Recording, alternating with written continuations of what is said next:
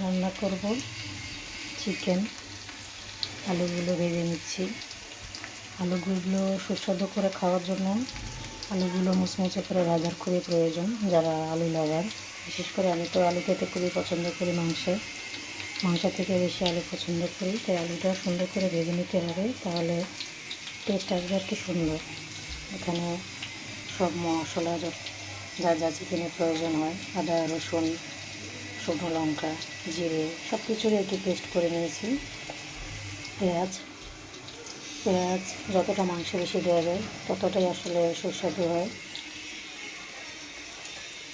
আমি যেহেতু ব্রয়লার মুরগি রান্না করব, তাই একটু হালকা করে ভেজে নিয়েছি, কারণ ব্রয়লার মুরগি অনেকেই আর কি খেতে পছন্দ করে না।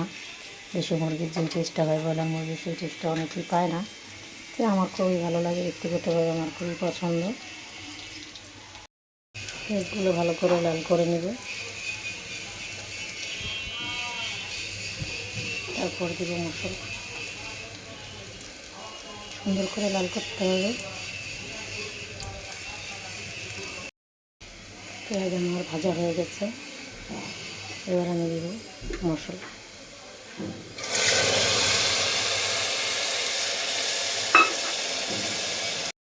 মশলাটা খুব সুন্দর করে ভাজা করতে হবে, যাতে এক বিন্দু কাঁচা মশলার সেন্ট না আসে।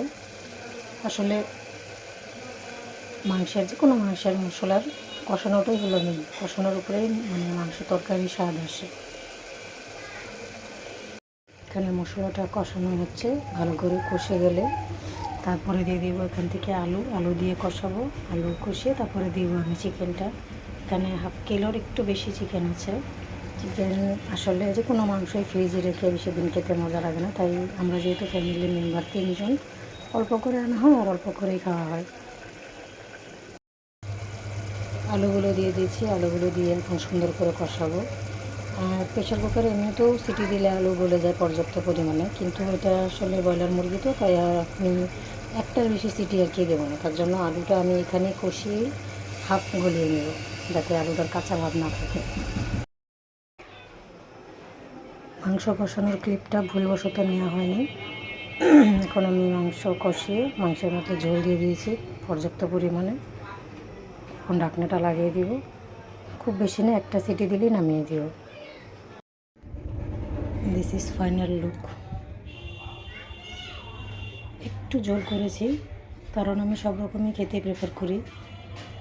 এর আগে 2 দিন রান্না করা হয়েছিল, তখন একটু কষা ছিল। আজকে ইচ্ছে করে একটু ঝোল রেখেছি।